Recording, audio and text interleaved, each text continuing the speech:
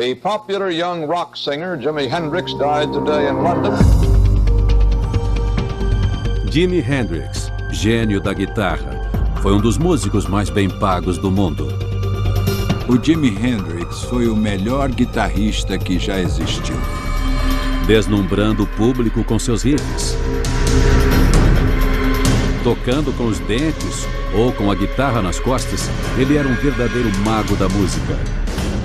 He'd already made 3 records that sold over 1 million copies each. Após sua morte, em 18 de setembro de 1970, com apenas 27 anos de idade, o legista concluiu que ele morreu ao inspirar seu próprio vômito. Mas, como as evidências circunstanciais eram insuficientes, ele não pôde confirmar. Quase meio século depois, sua morte continua envolta em mistério. Numerosas descrições conflitantes de suas últimas horas de vida ocultaram a verdade e alimentaram teorias conspiratórias sobre suicídio e assassinato. Jimi? Jimi? O relatório da autópsia do Jimi Hendrix concluiu que ele morreu afogado em vômito. Essa sempre foi a lenda sobre a morte do Jimi Hendrix. Mas será que foi realmente isso o que aconteceu com ele? Autópsia de famosos. Jimi Hendrix.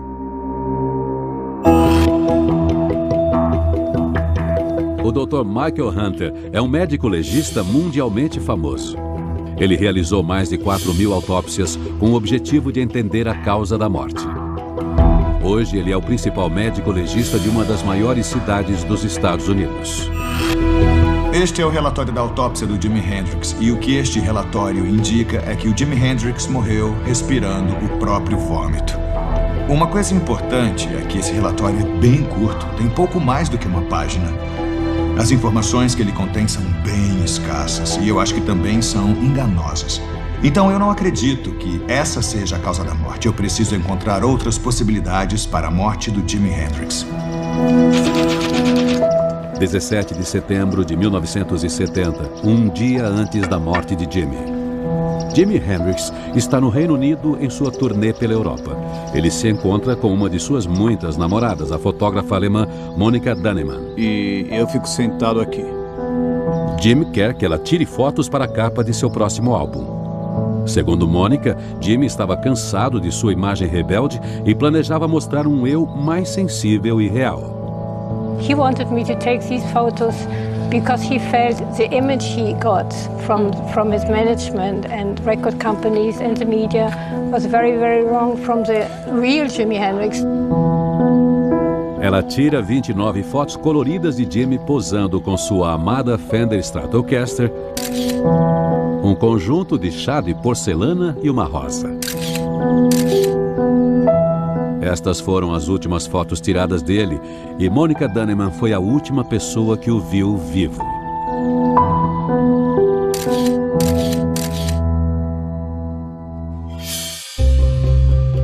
O relatório mostra que o Jimi Hendrix era um homem jovem e musculoso. Não existem evidências de lesões no corpo, então nós já podemos eliminar, nesta etapa da investigação, a possibilidade de que a morte tenha sido causada por agressão física. Mas as fotografias nos mostram outro ponto de vista. Apesar de parecer fisicamente forte, o sorriso cansado de Jimi revela um homem emocionalmente perturbado. Uma coisa interessante nessas fotos do Jimi é que, apesar dele estar sorrindo, a parte superior da face, os olhos, não mostram isso.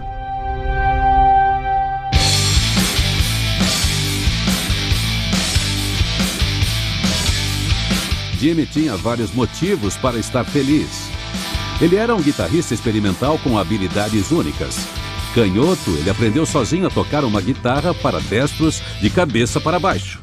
Os sons e efeitos que ele produzia se tornaram um modelo de excelência para guitarristas do rock and roll. O cineasta Tony Palmer presenciou isso de perto ao filmar Jimi para seu documentário. Eu acho que o Hendrix nunca tocou um acorde. Ele tocava 4 melodias diferentes, uma com cada dedo. Era uma coisa impressionante. Não tinha nada que ele não pudesse fazer em uma guitarra. Ele era extremamente criativo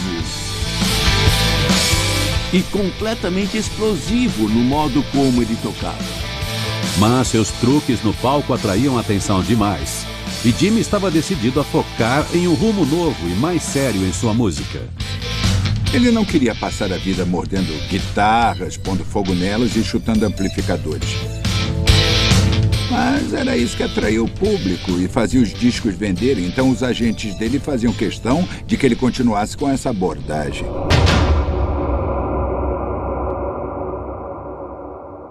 Jimmy odiava a imagem pública criada para ele e queria apenas ser conhecido por sua música. Ele achou a bajulação vergonhosa. Vergonhosa para ele mesmo e vergonhosa para sua carreira como músico. You're considered one of the best guitar players in the world. Mas ele não entendia por que as pessoas veneravam ele daquele jeito. Well, one of the best in this studio, anyway. How about one of the best sitting in this chair? How about... Yeah. Em parte, isso tinha a ver com as origens muito pobres dele. Johnny Allen Hendrix nasceu em 27 de novembro de 1942 em Seattle.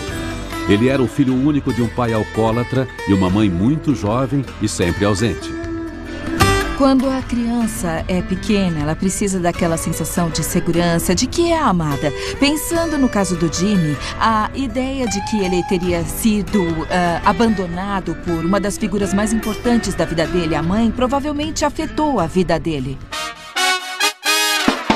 Mas Jimmy encontrou seu refúgio na música. Em 1957, após ver um show de Elvis em Seattle, seu pai lhe comprou sua primeira guitarra. Em 1967, ele já havia alcançado a fama. An experience for Jimi Hendrix retaining his title as the world's top musician. Maurice Gibb of the Bee Gees doing the honors. O Jimmy era o conjunto completo. Ele tocava melhor que qualquer um, ele cantava, ele escrevia músicas de sucesso e tinha o visual, as roupas. Ele era incrível. As mulheres adoravam ele, os homens também. Ele era bem sexual e bem exótico. –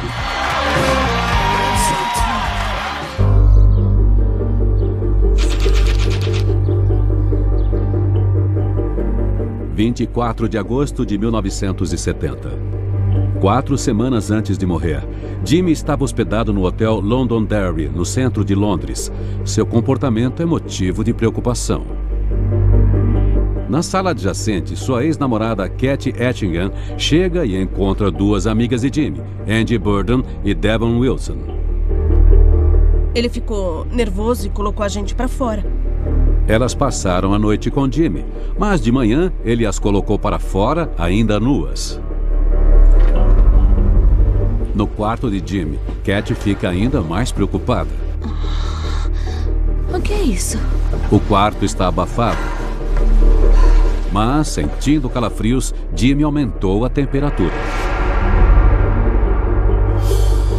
O relatório da autópsia mostra que o lado direito do coração estava claramente dilatado. A pergunta é por quê? Ele estava em um quarto bem quente, mas sentia frio. Isso indica que ele tinha ou uma febre ou uma possível infecção.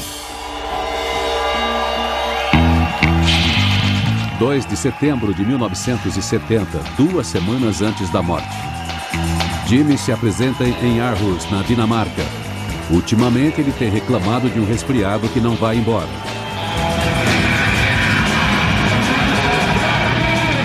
Estranhamente, ele desafina e esquece a letra das músicas.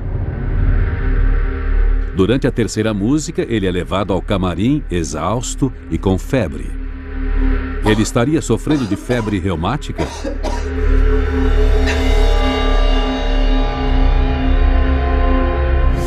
O Jimmy podia estar com uma infecção que causou uma febre reumática, e isso pode causar problemas no coração. Em casos mais severos de febre reumática, o coração pode ser tão afetado que não consegue mais bombear sangue pelo corpo. Isso pode levar à falta de oxigênio, parada cardíaca e potencialmente à morte. Para diagnosticar essa febre, é preciso analisar o coração. É preciso ver se há alguma irregularidade ou inflamação nas válvulas e nos músculos. Nesse caso em particular, estava tudo normal, então nós podemos eliminar a febre reumática.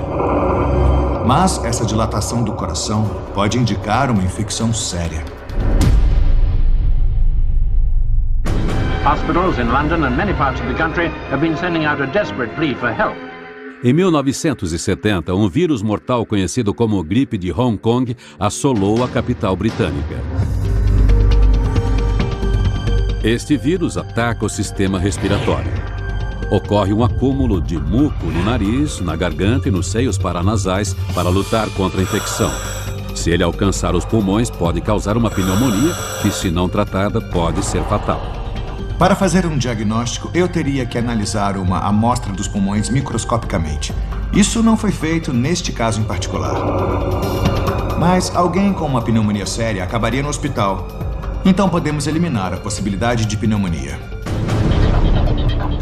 Agora eu estou voltando minha atenção para outra coisa que pode causar essa dilatação que vemos no coração: drogas. O Jimmy era um grande usuário de drogas. Ele tomava remédios, ele fumava maconha, usava cocaína, tomava qualquer coisa. Ele era um profissional, um usuário profissional. Jimmy foi lançado no mundo das drogas e do rock and roll em 1966, quando foi descoberto por Chas Chandler, baixista da banda The Animals. Foi quando a gente conheceu ele. O Chas fechou um contrato aquela noite e o Jimmy estava na Inglaterra um mês depois. Em 1967, a banda The Jimmy Experience foi formada no Reino Unido e os singles Purple Haze e Voodoo Child alcançaram o topo das listas. O Chas levava o Jimmy para o estúdio e, sem droga, eles nunca teriam conseguido tirar aqueles sons. O Jimmy tocava guitarra melhor com drogas do que sem elas. A droga que alimentava o estilo de rock psicodélico de Jimmy era a dietilamida do ácido lisérgico, a droga alucinógena conhecida como LSD. But at just this moment, neither he nor I know the direction or destination of the trip we're about to take together. He told me that he experienced with drugs at an earlier stage, but not with heavy drugs like heroin. LSD he took, because at that time people thought it would expand your mind and it would your spiritual, because he was a very, very spiritual man. O LSD é um alucinógeno, então o que ele faz é basicamente amplificar o estado em que você se encontra. Se está feliz, você fica mais feliz ainda, vê cores mais vibrantes, ouve coisas com mais clareza. E eu acho que para alguém criativo como Jimmy, esse era um estado muito interessante para se estar. Ele podia sentir que isso induzia mais a criatividade. O problema é que quando você está mal, se tomar a droga num ambiente ruim ou se sentindo emocionalmente mal, é isso que vai ser ampliado. Por isso que as pessoas falam sobre alucinações tão horríveis. O relatório não mostra indícios de LSD no corpo do Jimmy na hora em que ele morreu. Então é improvável que esta droga tenha tido algum papel na morte dele. O LSD afeta a percepção e não a fisiologia. Então nós podemos eliminar o LSD como causa da morte. Em 1969, um ano antes de morrer, Jimmy foi detido no aeroporto de Toronto, acusado de posse de heroína. Ele logo foi liberado, mas o incidente provocou rumores de que Jimmy fosse usuário de heroína. Heroína é uma assassina conhecida e nos anos 70 geralmente era injetada. Por isso, em geral, era possível ver as marcas de agulha no braço da pessoa perto do cotovelo. Mas o Jimmy não tinha marcas. E o exame toxicológico também não mostra morfina no organismo dele na hora da morte. Morfina é o subproduto da heroína que fica no organismo dos usuários. E o fato desta droga não estar presente elimina heroína como causa da morte. Mas em 1970, com o crescimento de sua reputação e das exigências de sua carreira no rock and roll, Jimmy se tornou viciado em cocaína. O período da cocaína foi péssimo para o Jimmy, criativamente falando. cocaína não é uma droga para criatividade ou inspiração. É mais uma droga para conseguir suportar o dia. Para confirmar o uso da droga, eu procurei cocaína ou benzoilequigonina, que é o subproduto da cocaína, tanto no sangue como na urina dele, e não estava presente.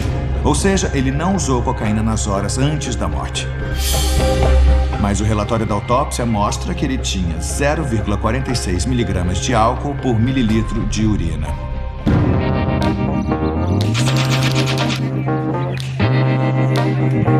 Cinco da tarde, 17 de setembro de 1970, o dia anterior à morte de Jimmy. Jimmy está em uma festa espontânea no centro de Londres. Ele mal conhece os convidados, mas está relaxado e amigável. E segundo o anfitrião, Philip Harvey, ele bebe vinho tinto. Eu acho que Jimmy não era muito de álcool. Não existe muita gente que viu o Jimmy bêbado. Na verdade, eu realmente acho que ele não era disso. Mas hoje, Jimmy está bebendo muito mais que o normal.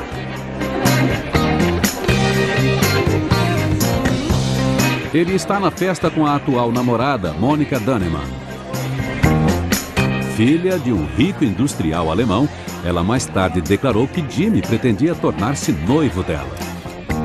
Pep Wright, o roadie de Jimmy, testemunhou o estranho relacionamento de Jimmy e Monica.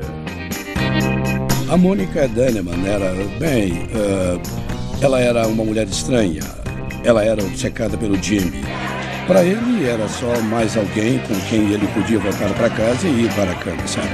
E ela achava que eles iam casar e ter filhos.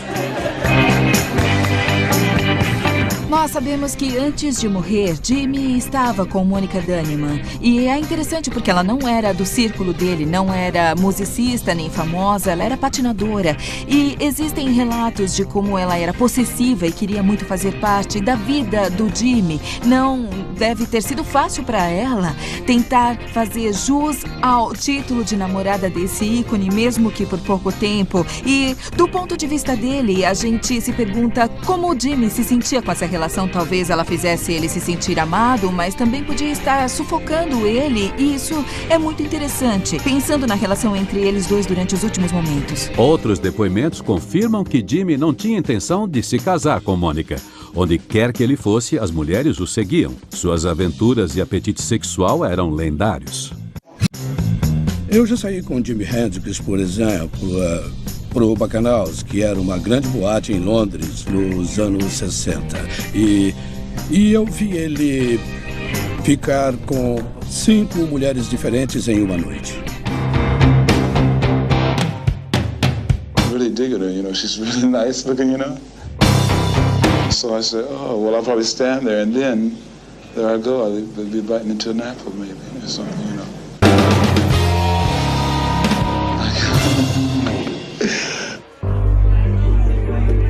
Na festa, na tarde antes de sua morte, o charme de Jimmy está a toda.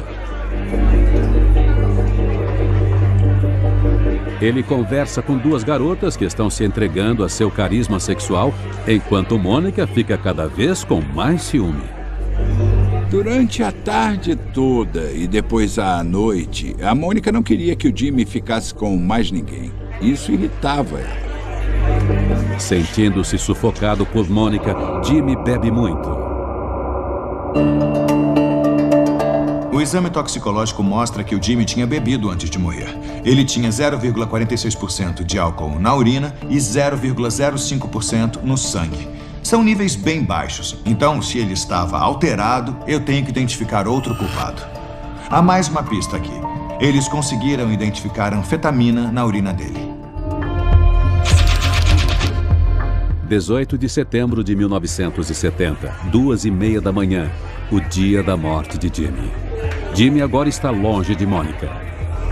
Desesperado para livrar-se dela, ele a deixou no hotel Samarkand e foi para outra festa. Após passar a tarde e a noite bebendo e se sentindo estressado e exausto, Jimmy está entrando nas últimas horas de sua vida. Eu acho que o Jimmy estava sentindo a calma no centro da tempestade. E essa tempestade em torno dele eram pessoas que não eram nem um pouco bem intencionadas. Agora, Jimmy está em um círculo de conhecidos, incluindo a ex-namorada Devon Wilson, uma das mulheres que ele expulsou de seu quarto de hotel 4 semanas antes. Se eu tivesse que descrever o relacionamento entre a Devon Wilson e o Jimi Hendrix, ela era como uma cafetina para ele. Ela saía e trazia todo tipo de mulher para o Jimmy. E é claro que ele gostava. E por causa disso, eles eram muito bons amigos. E ela também entendia de drogas. Então, ela trazia algumas drogas, algumas mulheres, e ele ficava feliz. Olha o que eu trouxe! Segundo investigações posteriores, foi Devon quem forneceu anfetamina para Jimmy. Pode mandar. Valeu. Anfetamina é um potente estimulante do sistema nervoso central.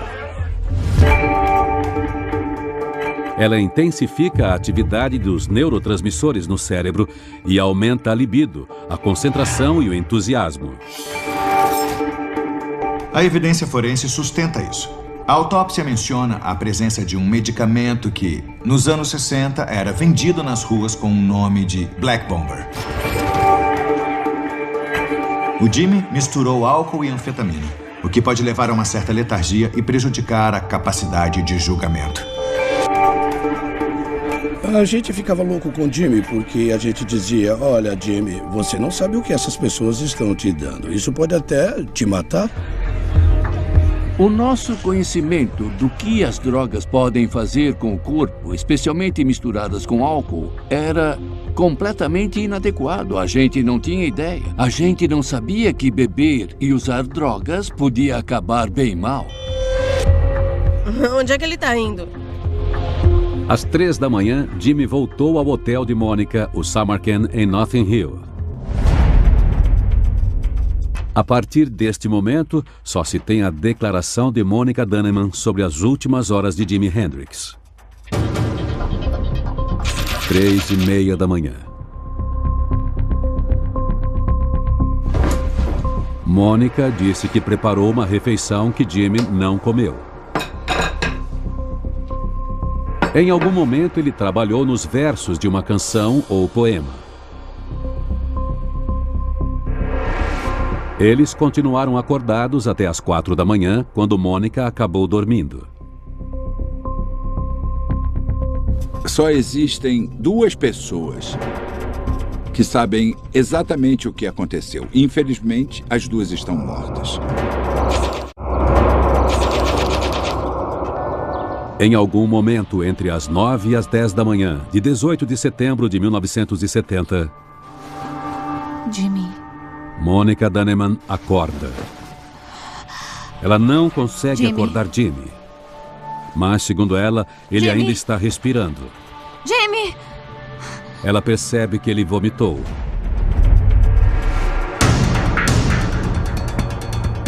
Em pânico, ela liga para os amigos dele, Tem alguma coisa errada com Jimmy? que a convencem a chamar uma ambulância.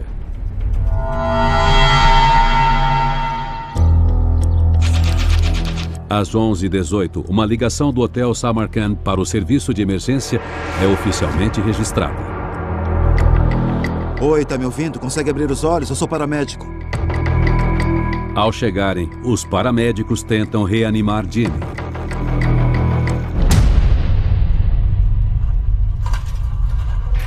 Ao 12h45, Jimmy chega ao Hospital St. Mary Abbott.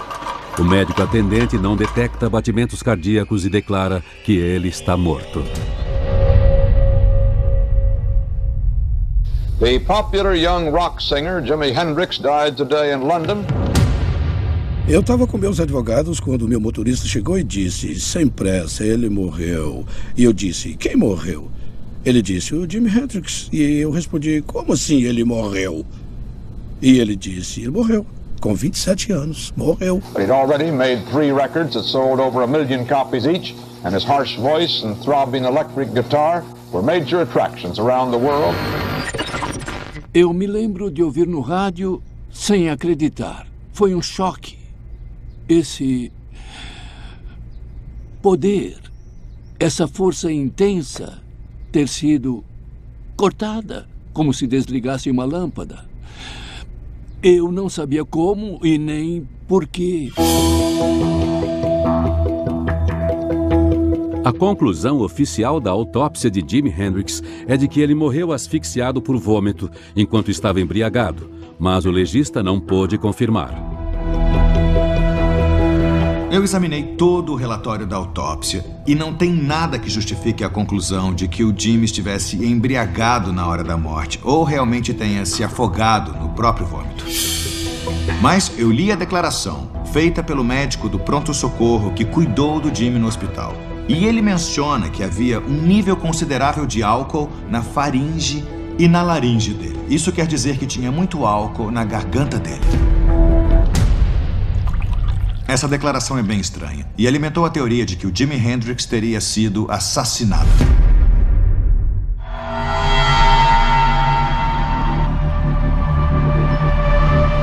Durante a turnê europeia de Jimi, a tensão entre ele e seu agente Michael Jeffrey estava aumentando. Jeffrey queria que Jimi se esforçasse para vender mais ingressos. O Road Tappy Wright testemunhou o colapso da relação. O Jimi Hendrix e o Mike Jeffrey tiveram uma grande briga sobre o futuro da música do Jimi. O Jimi queria ser mais artístico e até mesmo mudar um pouco o estilo. E o Mike Jeffrey disse: não pode, tem que continuar assim, porque é isso que vende. –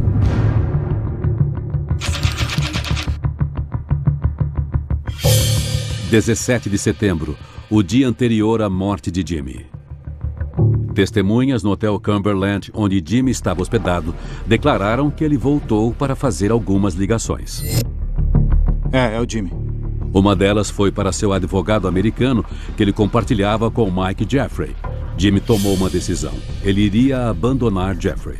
O Jimi não só mandou o advogado escrever documentos anulando o contrato entre eles, mas também acusou Mike Jeffrey para a Justiça de Nova York por fraude. O Mike Jeffrey tinha o Jimi Hendrix como a única fonte de dinheiro. Ele fechava todo tipo de negócio por causa do Jimi Hendrix, que era o maior artista dos Estados Unidos. Então, sem o Jimi, o Mike Jeffrey ia simplesmente falir. Jeffrey havia feito um empréstimo para comprar uma boate e transformá-la em um estúdio de gravação em Nova York. Com o aumento da dívida e a existência de uma lucrativa apólice de seguro, as teorias insistem que Jeffrey teria um motivo para assassinar Jimi. O Mike Jeffrey me contou como ele fez. Ele e alguns amigos usaram um antigo truque do exército que hoje é chamado de afogamento simulado. Você despeja líquido direto nas vias respiratórias e a pessoa se afoga. Foi assim que eles mataram o Jimi Hendrix. Isso pode explicar o álcool encontrado pelo médico do hospital na garganta de Jimi. Toda acusação, especialmente uma tão sensacionalista, precisa ser levada muito a sério. Se tivessem forçado álcool na garganta dele, deveria haver sinais de resistência, como lesões no corpo. Além disso, deveria haver álcool no estômago e um nível elevado de álcool no sangue, o que não foi encontrado. Eu acho que existe outra explicação para a observação do médico. Durante e após a morte, gases podem forçar fluidos gástricos para fora do sistema digestivo e para dentro dos pulmões. E qualquer pressão sobre o corpo, mesmo um movimento, seria capaz de forçar o líquido dos pulmões para a garganta. E eu acho que foi esse líquido e não álcool que o médico do hospital observou. Há 45 anos, eu acho que ele cometeu um erro. O nosso conhecimento é mais detalhado agora. Por esse motivo, e pela ausência de lesões e álcool no organismo dele, podemos eliminar assassinato. A Polícia Metropolitana de Londres investigou a morte de Jimi Hendrix, mas não acusou ninguém por assassinato. O caso não foi reaberto mesmo após as alegações de Tab Wright serem publicadas em 2009. Mas, no inquérito, o legista propôs a possibilidade de suicídio. Seria possível que Jimi Hendrix tenha tirado a própria vida? Ele sofria muita pressão e eu acho que estavam brincando com a mente dele na época. Eu ainda não descobri uma causa natural ou encontrei evidências de um possível homicídio. Também não vi um estado de intoxicação que explicasse a morte. Olhando o relatório da autópsia, eu percebi que secobarbital foi identificado na urina dele.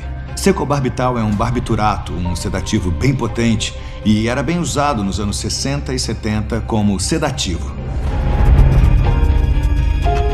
Segundo sua própria evidência, Monica Dannemann estava utilizando uma marca alemã de comprimidos para dormir, Vesparax. Nas primeiras horas do dia da morte de Jimi, ela tomou um comprimido. O principal componente de Vesparax é secobarbital, que foi encontrado na urina do Jimi. Quando você é músico, você não tem um horário de trabalho comum. Você tem que se apresentar, tem que estar pronto, acordado na hora da apresentação. Então você tem que se forçar a dormir, porque se um show vai acabar às 3 da manhã, você já tem uma apresentação às 9, então você só tem 5 horas ou 6 horas para dormir. Você não dorme. E se você não vai dar conta de um show, e o que acaba acontecendo é que o seu ciclo natural de dormir e acordar é afetado. E aí você vai precisar de remédios. De madrugada, Jimi também toma uma quantidade de Vesparax. Em uma revista realizada no mesmo dia, foram encontrados um comprimido e uma embalagem vazia de Vesparax perto da cama de Jimi. Cada embalagem de Vesparax tem 10 comprimidos. No local foi encontrado apenas um, então Jimi pode ter tomado até 9. O legista que comandou a investigação original em 1970 propôs a hipótese de que Jimi teria tomado o remédio com a intenção de se matar. Seria isso um suicídio? A atmosfera perto do fim realmente não era boa. Dava para ver que ele não era o mesmo Jimi. Alegre e despreocupado, que a gente costumava conhecer. Ele estava bem infeliz. Em algum momento durante as horas antes de sua morte, Jimi escreveu um poema, The Story of Life.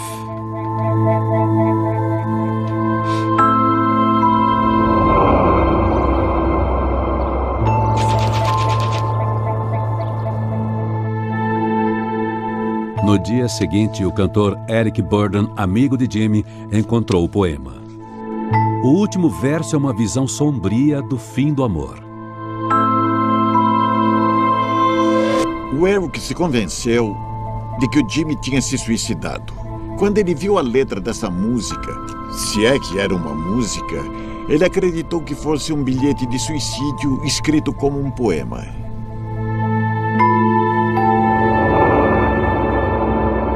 Não demorou para que Burdon anunciasse que Jimi cometeu suicídio. Na época de sua morte, Jimi estava enfrentando 2 processos de paternidade e tentando lidar com as exigências de uma vida amorosa turbulenta e promíscua. Monica Dannemann declarou que eles estavam prestes a noivar, mas ela era apenas uma de várias namoradas que Jimi tentava agradar.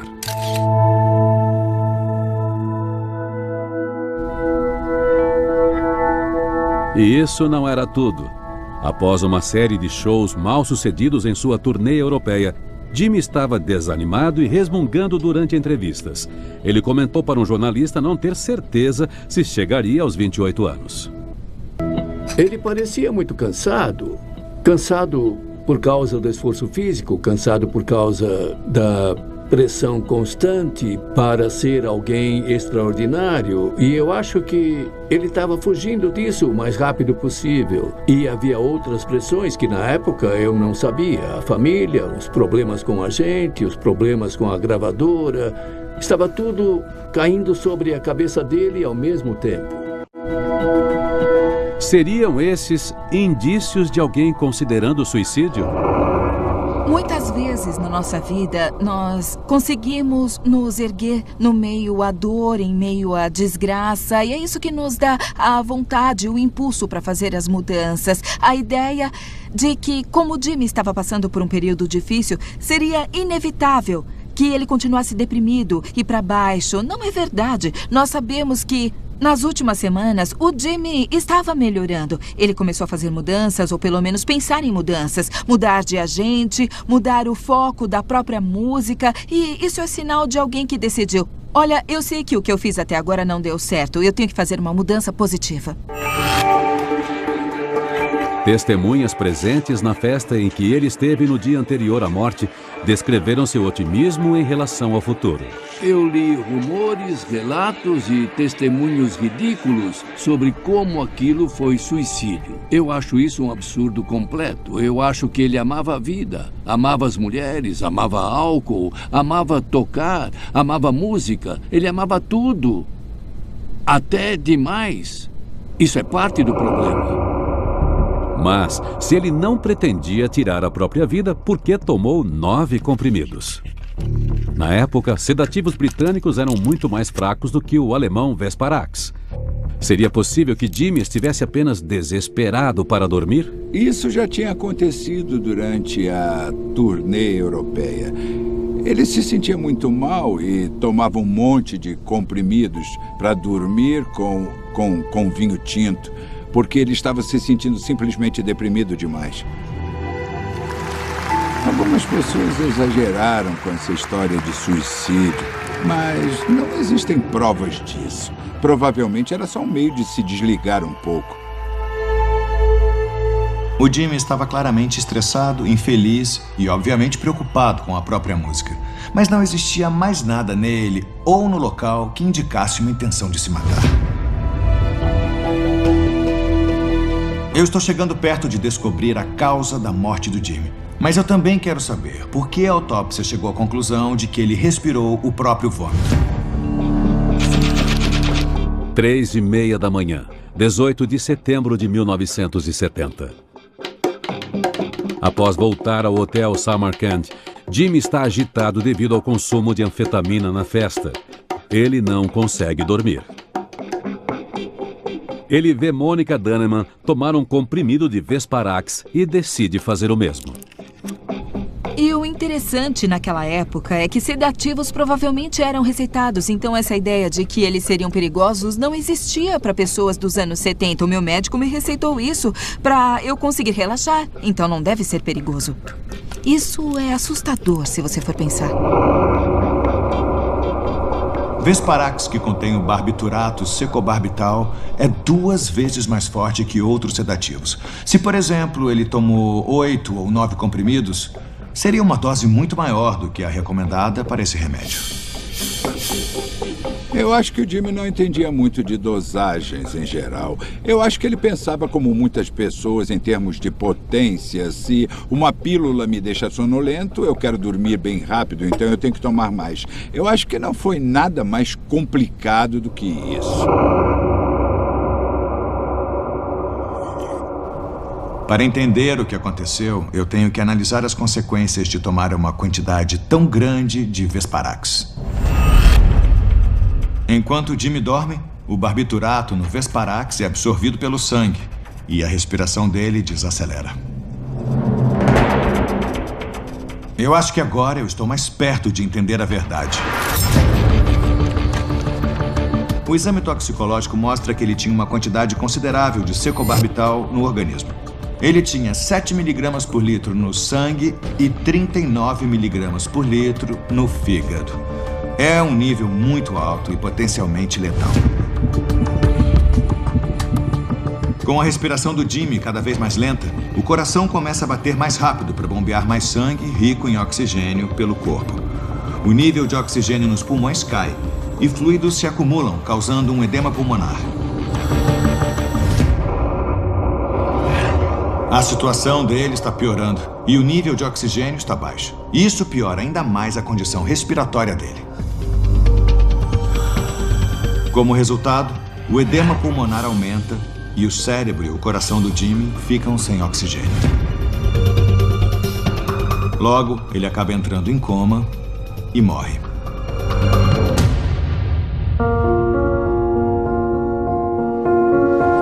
Jimmy? Jimmy? Jimmy?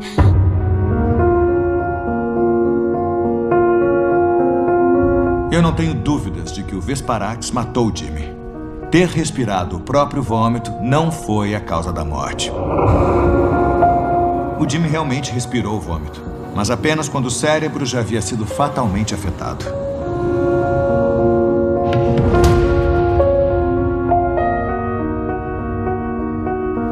O Jimi Hendrix morreu não em decorrência de ter respirado o vômito, mas do consumo múltiplo de drogas.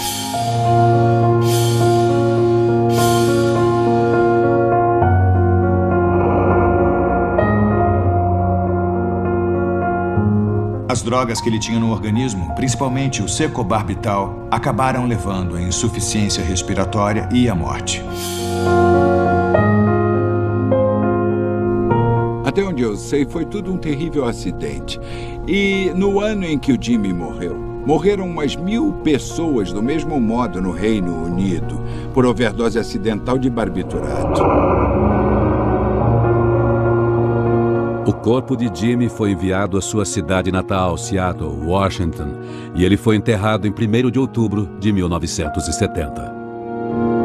Geralmente, a vela que brilha mais é a que queima mais rápido. O Jimi Hendrix foi, sem dúvida, o músico contemporâneo mais influente do século XX. Sem dúvida. Eu ainda sinto falta do Jimmy, mas ao mesmo tempo é estranho, porque eu sinto como se ele ainda estivesse, ele estivesse aqui, porque quando eu pego uma revista ou recebo um e-mail, uma mensagem, essas coisas, é sempre Jimmy, Jimmy, Jimmy, Jimmy, Jimmy. O mundo ficou mais pobre sem o Jimmy. Versão brasileira, Vox Mundi. Potato.